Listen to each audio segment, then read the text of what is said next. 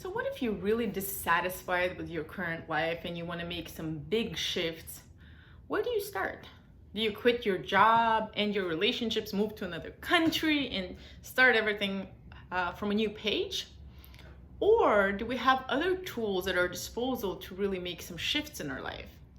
So I'm an expert at the big shifts. I've done my share of moves, have lived in 5 different countries, changed a number of relationships, have had over 10 jobs in different professions. And yes, I can tell you that those dramatic changes really make a difference in your life.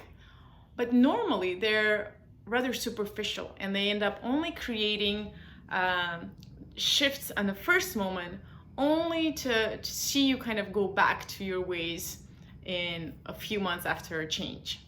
So what I wanted to share with you today are really sustainable changes that are actually, they are actually start with small shifts in your day-to-day activities that you do in order to see dramatic changes in your life.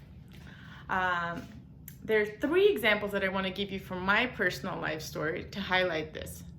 One is related to dancing, another one is related to adventure and vacation, and the third one is related to our sexuality. So, I come from Armenia, and I've always been a very sort of by the book person, perfectionist, always following the script of what I wanted to get in life.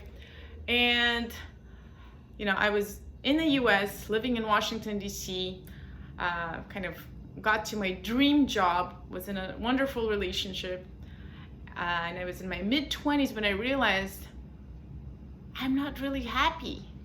What am I doing? What's next? And at that point, I realized that I was really living someone else's life. I didn't really understand what was making me bubble, what was really this internal energy that was keeping me alive, and I was really not living the life that I had dreamed of, and that I was really disconnected from almost this energy source. I knew I had to make some dramatic shifts. So the first thing I started doing, as always a dream of mine, I started going salsa dancing on Monday nights, and it was completely against my principles, because Monday nights, like, who goes salsa dancing late at night? I even got reprimanded by a taxi driver who was like, "Oh, you look like a professional girl going out on a Monday night." But it was exactly that shift that awakened a lot of this kind of dormant energy inside of me, and I was like feeling fully alive in that moment. I wasn't thinking about the next day. I wasn't thinking about the things that I had done in the past. I was fully in the moment with the movements, with the music, with my own body. And that was one of the ways that I really reconnected with myself, and that made dramatic shifts in the long run. The second one is related to kind of adventure and risk-taking. So I was on my honeymoon and I really wanted to spend a couple of days in Bali, but my husband wasn't really interested in Bali at all. And so I ended up asking him to stay behind for 4 days.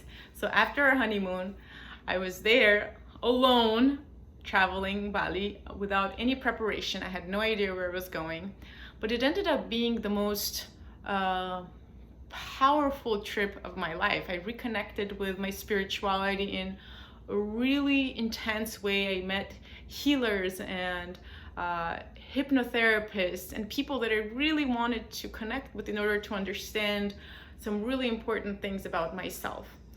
So that was also against my principles. I didn't do any planning, which is what I normally do. And that really helped me shift my life in very dramatic ways. And the third example is related to my sexuality. So sexuality was kind of really on top of my list always until I had my first child. And of course, when we have children, hormonally we end up really, our body changes, we go through a lot of transformations, and a year or 2 went by and I realized I was completely disconnected from my sexuality. But not only that, I was feeling apathetic. I wasn't really excited about life as much anymore, and I didn't have that creativity, that urge to really explore life, which is kind of what I always considered a key ingredient to happy and exciting living.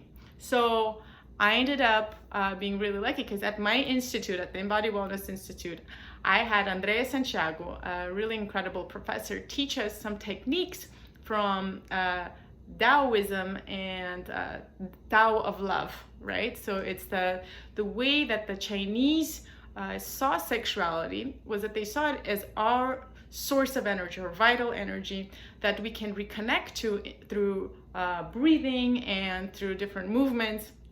And so within a few months, I was really feeling this surge of energy, vitality, and powerful reconnection to who I really was. I was like, "Ooh, I'm back," and it wasn't just about my sexuality. It was really about this desire to live and to create and to go out there and make my life, make every day count, right?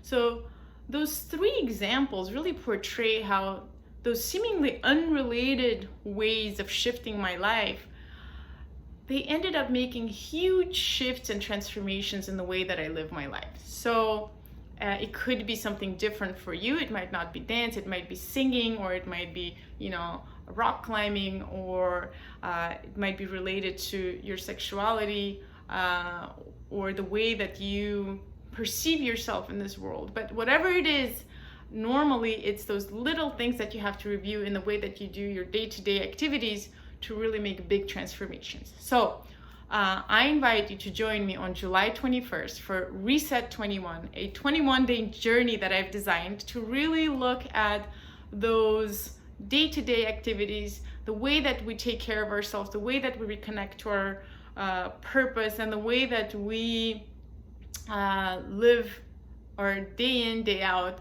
that can make big transformations in our life.